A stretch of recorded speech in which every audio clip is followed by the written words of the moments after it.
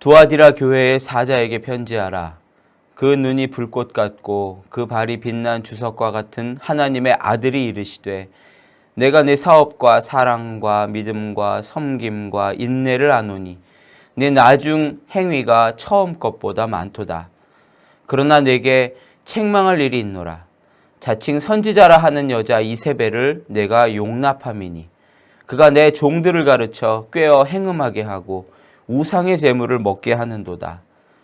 또 내가 그에게 회개할 기회를 주었으되 자기의 음행을 회개하고자 아니하는도다.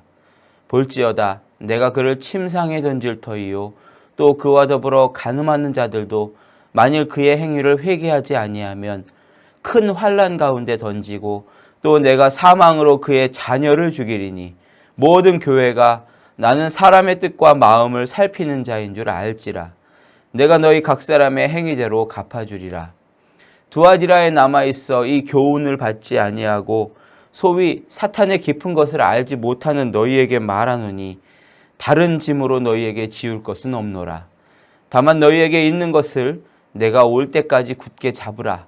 이기는 자와 끝까지 내 일을 지키는 그에게 만국을 다스리는 권세를 주리니 그가 철장을 가지고 그들을 다스려 질그릇 깨뜨리는 것과 같이 하리라. 아멘. 오늘은 예수님께서 두아디라 교회에게 주시는 말씀을 묵상하면서 은혜를 나누겠습니다. 두아디라 지역은요, 당시의 상업 중심지였습니다. 특별히 염색공업의 중심지였습니다. 여러분 아시는 그 자주장사 루디아 아시죠? 예. 성경에 사도 바울이 만났던 그 자주천 장사 루디아가 바로 두아디라 출신입니다. 예수님은 두아디라 교회의 두 가지를 칭찬하셨습니다. 첫 번째는요, 사업과 신앙적인 측면에서 인내하는 믿음이었습니다. 내 사업에 인내를 한다. 이렇게 말씀을 해주셨어요. 그들은 악전고투하면서 사업을 이끌어갔을 것입니다.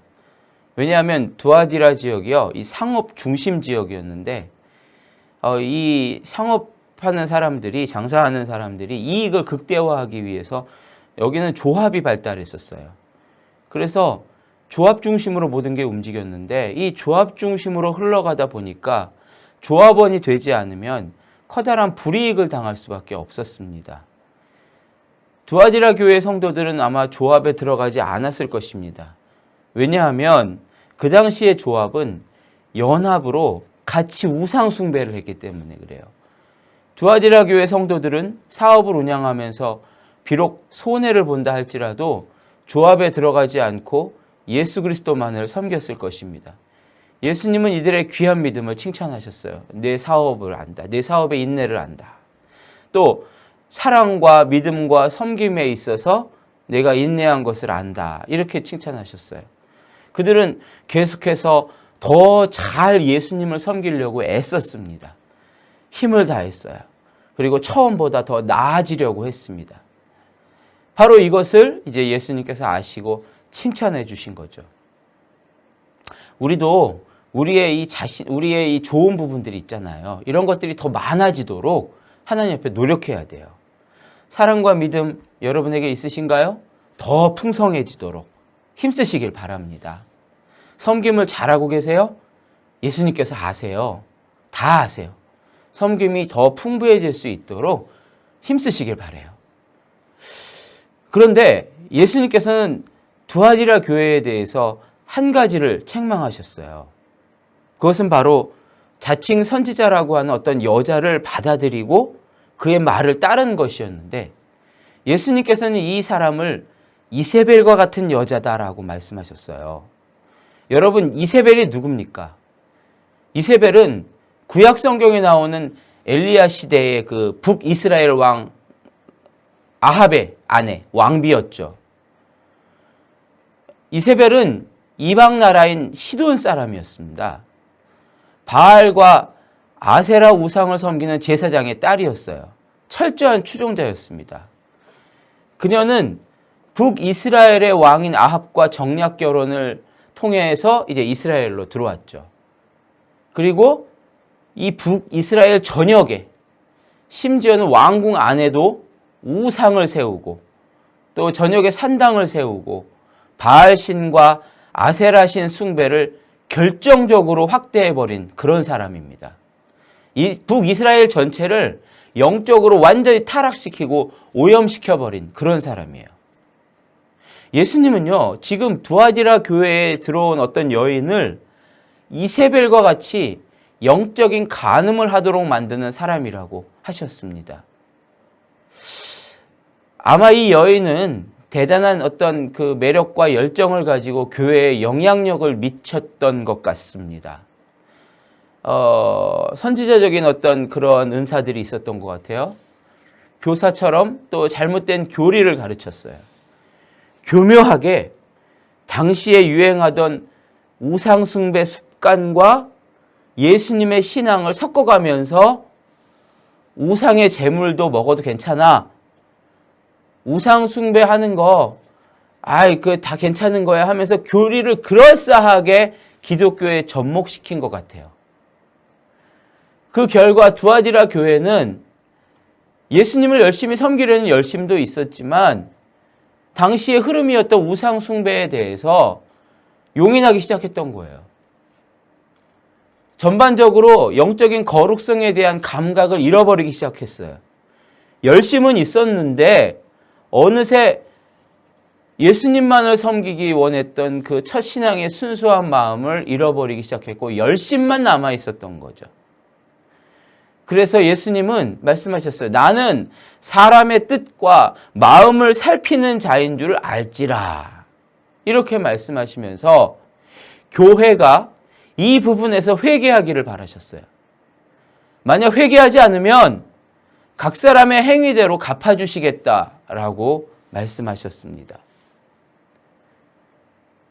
예수님께서는 두아디라 교회 앞에 나타나실 때에 두 눈이 불꽃 같고 그 발이 빛난 주석과 같은 분, 이런 분으로 자신을 보여주셨어요. 여기서 두 눈이 불꽃 같다라는 것은요, 모든 것을 보시는 분이라는 거예요. 무엇이든지 모르는 것이 없는 분임을 뜻하는 말입니다. 또 그 발이 빛난 주석과 같은 분이라는 건 흔들리지 않는 견고한 발을 가지신 분, 심판의 주님이시라는 걸 뜻해요.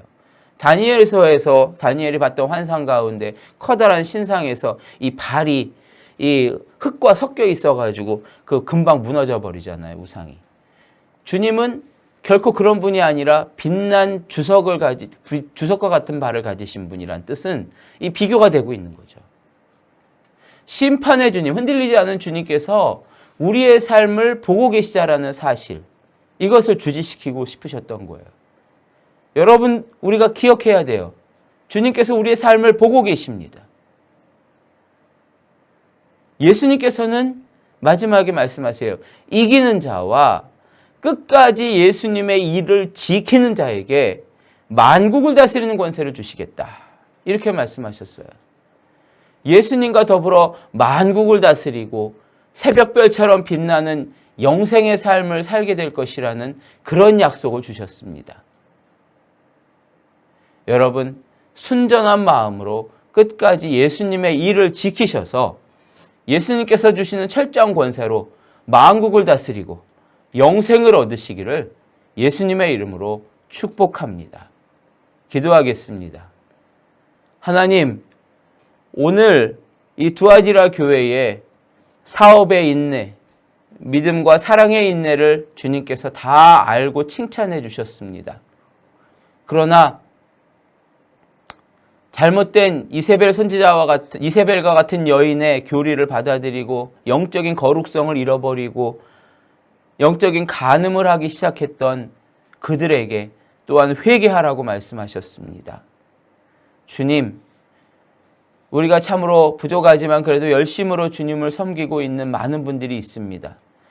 그러나 열심만 남는 그런 어리석은 일이 없게 하여 주시고 처음 사랑을 회복하며 날마다 정말 영적인 거룩함을 가지고 온전하게 주님만 사랑하는, 주님만 섬기는 우리 귀한 모든 예배자들, 축복자들이 되게 하여 주시옵소서. 두아디라 교회에게 주신 귀한 말씀이 오늘 우리 가운데 교훈이 되기를 원하옵고 예수님의 이름으로 기도하옵나이다. 아멘.